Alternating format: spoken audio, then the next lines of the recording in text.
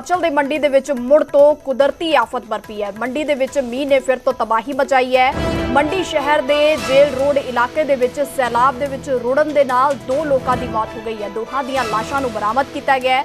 ਮੰਡੀ ਦੇ ਵੱਖ-ਵੱਖ ਇਲਾਕਿਆਂ ਦੇ ਵਿੱਚ ਮੀਂਹ ਨੇ ਆਪਣਾ ਕਹਿਰ ਦਿਖਾਇਆ। ਸੈਂਕੜੇ ਵਾਹਨ ਮਲਬੇ ਦੀ ਚਪੇਟ 'ਚ ਆ ਗਏ ਨੇ। ਸ਼ਹਿਰ ਵਾਸੀਆਂ ਨੇ डर दे साए दे विच रात गुजारी है। तो ये तबाही दीयां तस्वीरां मंडी तो आईयां ने जिथे लोगों के घर तबाह हो गए ने। कई सैकड़े जो गड्डियां ने वो इस तबाही दे विच रुड़ गईयां ने। इस दे विच दस्सिया भी जा रहा है कि 2 लोगों की इस सैलाब दे विच रुड़न दे नाल मौत हो गई है।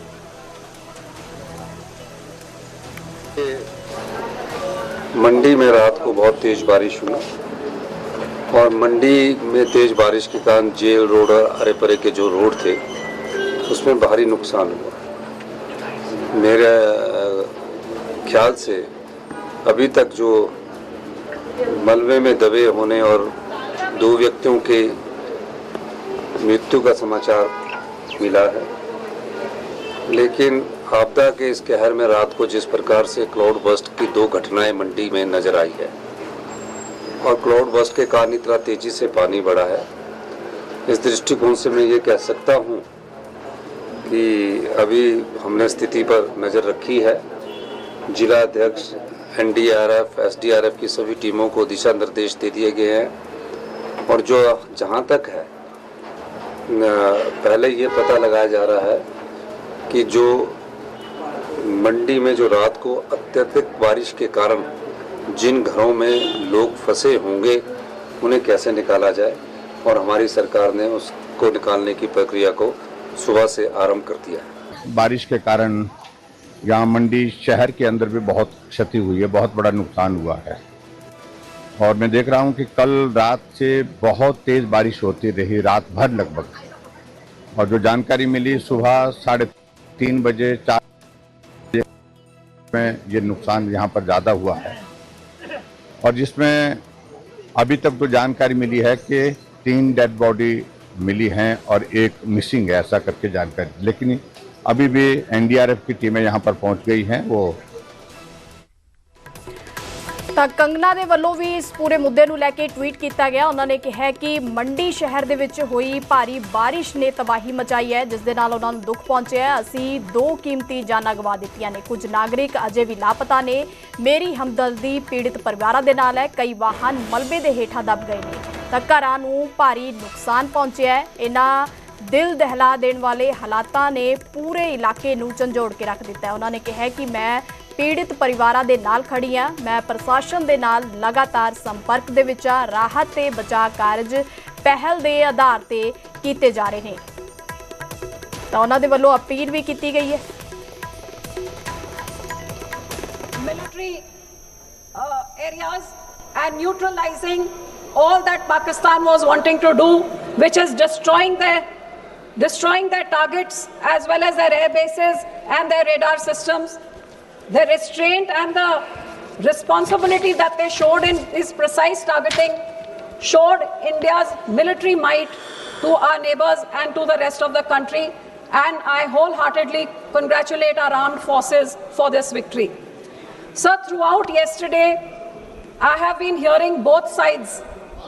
Everybody over here spoke about their view of what this whole 72-hour episode was about.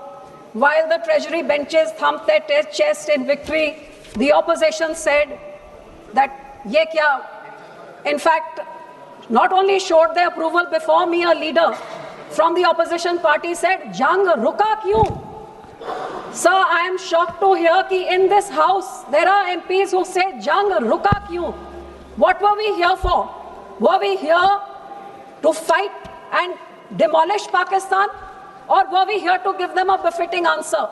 Sir, जंग रुका क्यों? उनसे पूछिए जो लोग बॉर्डर में बसते हैं।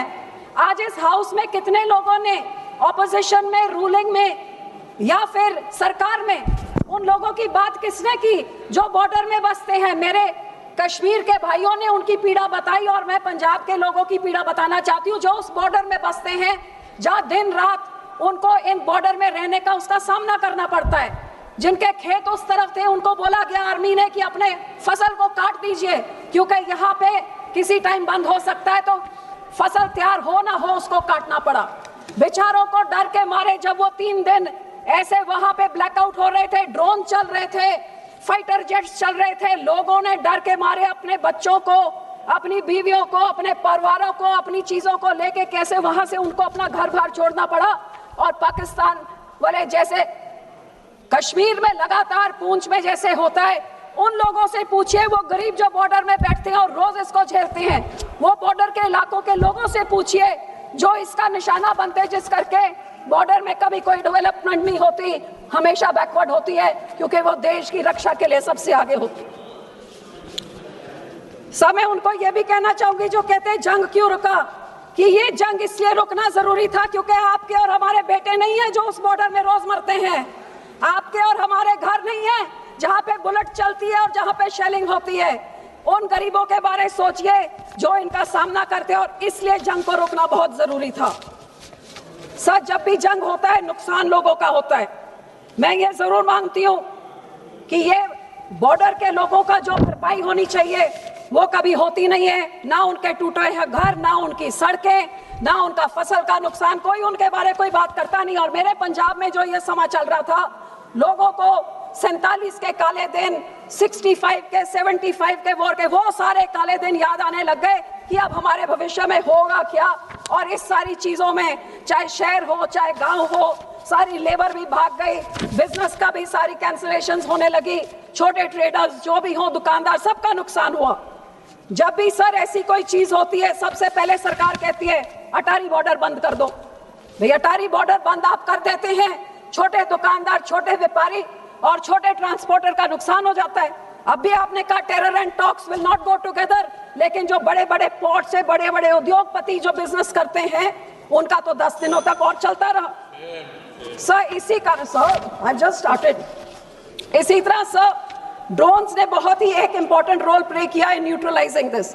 लेकिन मेरे स्टेट पंजाब में पिछले 10 सालों से बॉर्डर के पार से ड्रोन आके आर्म्स, एम्यूनेशन, ड्रग्स लेके हमारे स्टेट में तबाही नहीं मचाई, लेकिन पूरे देश में अपने आर्म्स और अपने ड्रग्स फैला रहा है।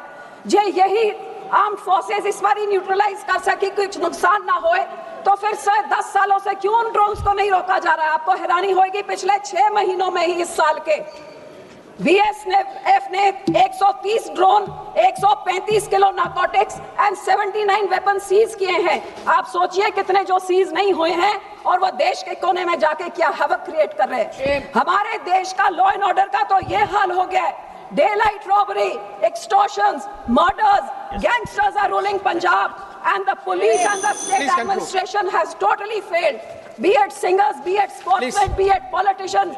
Sir, हमारे पुलिस स्टेशन में ग्रेनेड से हमले हो रहे हैं, रॉकेट लॉन्चर से विजिलेंस के दफ्तर में हमले हो रहे हैं, और गैंगस्टर जेल में बैठ के सर 2 मिनट जेल में बैठ के टीवी के इंटरव्यू दे रहे हैं। ये पंजाब के हालात हैं। सर गोल्डन टेम्पल में भी 10 बारी धमकियां आ चुकी कि हम उड़ा देंगे।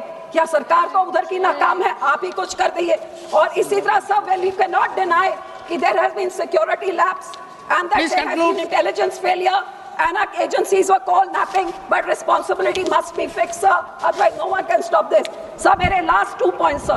कैलाश मानसरोवर का 1 point, please conclude. शुरू कर सकते तो करतारपुर साहिब कॉरिडोर खोलिए। इंडिया पाक क्रिकेट टीम क्रिकेट मैच हो सकता है तो दलजीत दोसांझ की मूवी क्यों नहीं चल सकती है? आखिर में सर जे मैं अपने सिक्योरिटी फोर्सेस का अप्रिशिएट करती हूँ, मैं धन्यवाद करती हूँ कि ये वॉर रुका। सर लास्ट लाइन मैं शुक्राना करती हूँ और हमारे लोग भी कि ये वॉर रुका, क्योंकि वॉर के साथ लोगों की जाने